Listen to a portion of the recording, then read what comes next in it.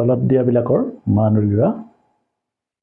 sin 60 degree cos 30 degree plus sin 30 degree cos 60 degree এতিয়া sin 60 degree মান কি হয় আমাৰ তালিকাখন মনত থাকিব লাগিব sin 60 degree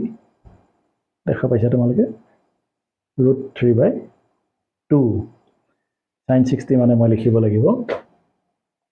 √3/2 একেদৰে cos 30 মানে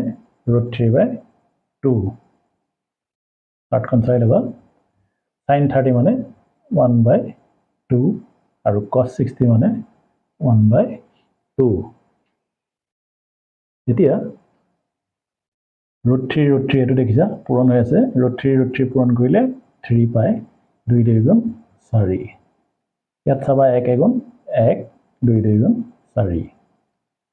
4 আৰু 4 লসাগু 4 হয় 4 আৰু 4 যদি হৰণ কৰোঁ এবাৰ যাব 1 3 গুণ 3 4 আৰু 4 হৰণ কৰিলে এবাৰ যাব 1 1 গুণ 1 3 যোগ 1 তাৰ মানে 4 তলত আছিলে 4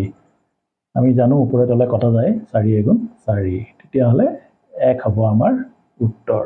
অৰ্থাৎ এই অংকটোৰ মান হ'বগে 1